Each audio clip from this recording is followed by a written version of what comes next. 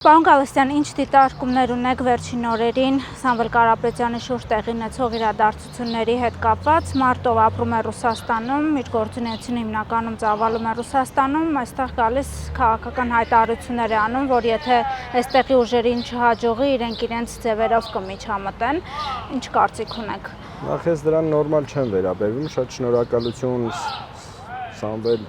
Կարապետյանին իր բարեգործությունների համար, հայ է, որոշել է իր ազգի համար որոշ բան անել, որի համար կարծում եմ ազգովի պետք է շնորհակալ լինենք։ Ինչ վերաբերում է քաղաքականությանը, դա բացարձակ ոչ տրամաբանական է, որովհետև հնարավոր չէ մեկ այլ պետության քաղաքացի Հայաստանում չապրած որևէ մեկը, որը նույնիսկ չի հանդիսանում հայ առաքելական եկեղեցու անդամ, այլ կաթոլիկ է, այսպես ասած, ես գիտեմ, որ Կալինինոյի շրջանում Տաշիրի բնակչության հիմնական մասը կաթոլիկներ են, հետևաբար այդքան ոգևորված պաշտպանել հայ առաքելական եկեղեցուն չլինելով հայ առաքելական եկեղեցու հետևորդ, կարծում եմ տրամաբանությունից դուրս է։ Նույն բանն է, ինչ որ ես բարեգործություն անեմ Աֆրիկյան որևէ երկրում, ինչ որ կիսասոված երեխաների եւ այլ անապահով ընտանիքների, հետո գնամ փորձեմ այնտեղ քաղաքականություն վարել։ Չնայած լինելով ազգությամբ հայ, նա բացարձակ իրավունք չունի խառնվելու Հայաստանի քաղաքական իրավիճակին։ Առավել եւս եկեղեցու միջնորդությամբ եւ հովանավորությամբ։ Հետևելով այն արձագանքներին, որ գալիս են Մոսկվայից, այսօր նույնիսկ Պեսկովն է այդ մասին խոսել, որ անհրաժեշտ օգնությունը կցուցաբերեն աջակցությունը, որ հետևում են իրադարձություններին, երբ ռուսական մամուլը այսօրին թերթում է Սամեն երկրորդ լուրը նվիրված է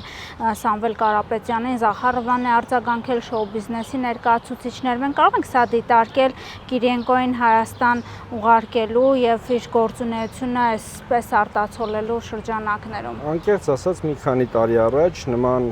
քաղաքական կերպարի, որը եւս ռուսական օլիգարխ էր, Ռուսաստանում ինչ-ինչ ճանապարհով հարստացած օլիգարխ, գործողեցին Արցախ, վերջում օգտագործելով կոպիտ ասած օգտագործելուց հետո նվիրեցին Ադրբեջանին։ Եթե այդ ձևով են աջակցելու Սամվել Կարապետյանին, թող շարունակեն աջակցել Սամվել Կարապետյանին։ Իսկ ձեր կարծիքով սա ինչ-որ հստակ քաղաքականություն է 26-ից առաջ պատահական է։ Իհարկե, սա պատահականություն չէ, սրա հետ կապված է նաև տնտեսական ինչ-որ ատրիբուտներ, կապված Հայէներգոյի պետականացման, ազգայնացման գործընթացի հետ, սակայն սա ունի նաև քաղաքական լուրջ ենթատեքստ։ Ռուսաստանը իր բոլոր գործիքների, իր բոլոր գործիքակազմը փորձում է ընտրություններից առաջ Հայաստանում օգտագործել, Հայաստանում քաղաքական վայրիվերումներ սկսելու, քաղաքական անկայունություններ սերմանելու, ստեղծելու Հայաստանում, որպեսզի միգուցեև մինչև 26 թվականի ընտրությունները չգնան իրենց պատկերացմամբ, սակայն կարծում եմ, որ հայ հասարակության հիմնական մասը բավականին սթափ գիտակցություն ունի, ինչքան էլ հիասթափված կամ լիահույս չլինի գործող իշխանությունների այս տարիներին վարվող քաղաքականություն, չեմ կարծում, որ տրվելու է նման ապազգային գործընթացներին եւ Հայաստանի վիճակը ապակայունացնել են, Հայաստանի քաղաքական դաշտը ապակայունացնել են։ Ես կարծում եմ, որ Սամվել Կարապետյանը եւ նրան սատարող ռուսական ազդեցության բոլոր ուժերը մեր հանրապետությունում անելիք չունեն։ Ինչ վերաբերում է Մարիա Զախարովայի վերջին շրջանում հնչեցրած հայտարարություններին կապված Հայաստանի եվրոինտեգրման գործընթացի հետ, այն որ Հայաստանը, չգիտես, կարծես թե տեղ չունի Եվրոպայում, Եվրոպան օգտագործում է Հայաստանին, ես շատ փոքր գրառում եմ արել իմ Facebook-յան էջում, որ Ռուսաստանը այդ մասին առավել եւս խոսելու տեղ չունի նախ նրա համար, որովհետեւ Հայաստանի քաղաքական ուղղությունը, քաղաքական վեկտորի որոշողը հայ ժողովուրդն է եւ գործող իշխանությունները Հայաստանի, իսկ ինչ վերաբերվում է նրանց գործունեությանը Հայաստանում, մենք գոնե վերջին 30 տարիներին տեսել ենք այն արդյունքը, ինչը մենք այսօր քաղում ենք, կարծես թե։ Եթե նրանք մտածում են, որ Հայաստանը շարունակելու է մնալ իրենց համար որպես էժան բլոկպոստ, մնալ որպես այս տարածաշրջանը ղեկավարելի դարձնելու վերջում նաև որպես մանրադրամ հարևաններին վաճառելու տարածք եւ բնակչություն, չարաչար սխալվում են։ Կարծում եմ ժամանակն է հնարավորինս շուտ թոթափել ռուսական ազդեցությունը, ռուսական քաղաքականության ազդեցությունը։ Ես կարծում եմ, որ ինչքան արագ մենք կարողանանք ձերբազատվել ռուսական այս ճնշող ազդեցությունից, այնքան ավելի բարձր մակարդակի կարող ենք բերել հայ եւ ռուս ժողովուրդների բարեկամությունը։ Պարոն Գալստյան, ինչ է կարծում, օրինակ այն գործիչները, որ արդեն կային Հայաստանում, այլևս հետաքրքիր չեն Մոսկվային, որ օրինակ Քոչարյանի, չգիտեմ, մյուսների, ովքեր որ իրենց ծառայություններն են մշտապես առաջարկել Ռուսաստանին, իրենց վրա խաղադրույք չի արվում, եկեղեցին է մեջ բերվում, Սամվել Կարապետյանին են ուղարկում, վաղը մեկ ուրիշին գուցե։ Ես նոր շեշտեցի, որ նրանք օգտագործելու են իրենց բոլոր գործիքները մինչև ընտրությունները ամեն ինչ անել, որպեսզի հեղինակազրկեն ինչպես գործող իշխանություններին, առավել ևս Հայաստանի հեղինակությունն ու վարկը միջազգային արենայում, որպեսզի ավելի հեշտությամբ կարողանան, այսպես ասած, զավթել Հայաստանում իշխանությունը եւ հաստատել բացարձակ ռուսական վերահսկողություն մեր երկրում։ Այսինքն վրացական սցենարի փորձ է արվում ձեր կարծիքով։ Մոտավոր վրացական սցենարի փորձ, նաեւ սա փոքր-ինչ այլ է, որովհետեւ Հայաստանը միատարր պետություն է, հետեւաբար ազգային փոքրամասնությունների եւ այլն գործոնը որպես այդպեսին չեն կարող կիրառել, հետեւաբար տարբեր ճյուղեր, եկեղեցիական ճյուղեր, նախկին իշխանությունների դաշնակցության գործոնը, ինչպես նաեւ այն օլիգարխները, որոնք Ռուսաստանում բավականին վերջին տարիներին մեծ հնարավորությունների կապիտալի տեր են դարձել, որոնք նաեւ կարող են օգտագործել ընտրություններում, ընտրությունների վրա ազդելու համար, փորձելու են օգտագործել։ Նրանք վառ օրինակ ունեն Գյումրիի քաղաքապետի ընտրությունները, մի քանի ճակատներով հանդես գալու, ձայներ հավաքելու եւ վերջում կոնսոլիդացնելու դրանք, իդեմ Հայաստանի Հանրապետության ինքնիշխանության, ոչ թե Հայաստանի գործող իշխանությունների։ Ձեր դիտարկմամբ դիմադրությունը ինչքան ուժեղ կլինի այս փուլում, երբ օրինակ Սամվել Կարապետյանը 2 ամսով կանոնավորված է, տեղեկություններ կան, որ մարդկանց են հավաքագրում, ցանցի աշխատողներին են փորձելու փողոց դուրս բերել եւ բոլոր այն ընկերությունների, որոնց սեփականատերն է Կարապետյանը, այսինքն ինչի կարող է հանգեցնել։ Ես կարծում եմ, որ Սամվել Կարապետյանի ձերբակալումը 2 ամսով կանոնավորումը այնքան էլ ճիշտ որոշում չէր իշխանությունների եւ իրավապահպանների կողմից, պարզապես պետք էր էլեկտրոցանցեր ընկերությունը պետականացվեր, ազգայնացվեր եւ Սամվել Կարապետյանին պարզապես հանրապետություն մուտքը արգելել եւ վերջ։ Սրանով կարծես թե ավելի, այսպես ասած, քաղցրացնում են Սամվել Կարապետյանի կերպարը որպես քաղաքական ֆիգուրի։ Կարծում եմ իմ դիտարկմամբ դա այնքան էլ ճիշտ քայլ էր։ Ուղղակի պետք է գործնար տնտեսական գործընթացներ, պետականացվեր գույքը Սամվել Կարապետյանի, որը ինչ-ինչ ճանապարհներով բավականին ցածր գներով ձեռք է բերվել, տարիների ընթացքում բավականին մեծ գերշահույթ է ստացել, ներդրումներ որպես այդպիսին լուրջ ներդրումներ չեն արվել, որոնք պետք է արվեին ըստ պայմանագրի եւ պայմանավորվածությունների, հետեւաբար դա լիարժեք հիմք է, հիմնավոր պատճառ է մեր ստրատեգիական նշանակություն ունեցող մեր օբյեկտներից մեկը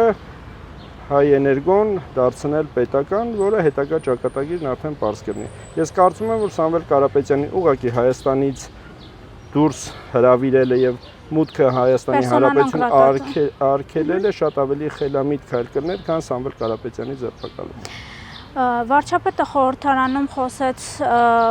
էլեկտրական ցանցերի ազգայնացման մասին, ավելի վաղ այդ մասին գրառում էր արել, խորհրդարանում ընդդիմադիր ուժերի կողմից հիստերիա բարձրացավ այս առումով, թե ռիսկերը չեք հաշվարկել եւ այլն, ինչի մասին է սա վկայում։ Ինչ ռիսկերի մասին է խոսքը, երբ որ ժամանակին թե Ռոբերտ Քոչարյանի ժամանակաշրջանում, թե նաեւ ինչ որ չափով Սերժ Սարգսյանի իշխանավարման ժամանակաշրջանում մեր ստրատեգիական նշանակության բոլոր օբյեկտները գրոշներով տրվեցին գույք պարտքի դիմաց ծրագրով կամ վաճառվեցին մի քանի գրոշով ռուսական ազդեցությամբ կազմակերպությունների, դա նպատակային էր եւ ծրագրված, որպեսզի դրանք զարգանան, բայց թե որ այն կառույցները, որոնք այսօր գտնվում են ռուսական ազդեցության տակ, այն տնտեսության այն ճյուղերը, այն մեծ ճյուղերը անվտանգային երաշխիքներ իրենց մեջ պարունակող ճյուղերը, որոնք այսօր վերահսկվում են Ռուսաստանի կողմից, տեսել ենք, թե ինչպես են աշխատում։ Դրա վառ օրինակ է Մերգելյան ինստիտուտը, դրա վառ օրինակ է նաև հայկական երկաթգիծը, որը մասամբ է աշխատում ռուսական ազդեցությամբ, նույնը նաև կարող ենք ասել Հայ էներգո ընկերության մասին, հետևաբար, այսինքն նրանց վայնասունը միտված է ուղղակի իշխանությունների դեմ, իշխանություններին սևացնելու, փորձելու կապիտալը իրենց ձեռքում պահել։ Նիկոլ Փաշինյանը խոսեց նաև Ղարաբաղի կորստի մասին, ասելով, որ կորցնելով Լեռնային Ղարաբաղը մենք ձեռք բերեցինք Հայաստանի Հանրապետությունը։ Նաև նշեց, որ երբ ինքը նոր ստանձնեց վարչապետի պաշտոնը, ֆորպոստի ղեկավար էր ու հիմա լիարժեք Հայաստանի Հանրապետության ամբողջական Հայաստանի Հանրապետության վարչապետ է, ինչ դիտարկում ունեք։ Ես չեմ կիսում վարչապետի կարծիքը, որ մենք կորցնելով Արցախը գտանք Հայաստանը, որովհետև դրանք տարբեր երևույթներ են։ Արցախի քաղաքական գործընթացները, Արցախի դիվանագիտական ճանապարհով հարցի լուծման ձախողումները, ինչպես նախկին իշխանությունների, այնպես էլ եւ գործող իշխանության հիմնական մեղքի արդյունքն են, կորուստը, հետեւաբար արդարացնել Արցախի կորուստը Հայաստանը գտնելու այսօրվա լոզունգը իմ համար անընդունելի է։ Ֆորպոստ էր Հայաստանը մինչև հիմա ֆորպոստ է, քանի դեռ մենք չենք ձերբազատվել ռուսական այս ագենտուրայից, որոնք բավականին մեծ ազդեցություն են դեռ ունենում մեր կենցաղային, հասարակական եւ քաղաքական կյանքի վրա։ Հետևաբար այնպես չէ, որ մեծ հաշվով մեծ փոփոխություն է տեղի ունեցել 2020-21 թվականից մինչ օրս, որովհետեւ ռուսական ազդեցությունը դեռ թևածում է Հայաստանի տարածքով եւ հայկական միջավայրում, հետեւաբար խոսել, որ մենք այսօր բացարձակ անկախ պետություն ենք եւ ազդեցություններ չկան եւ մենք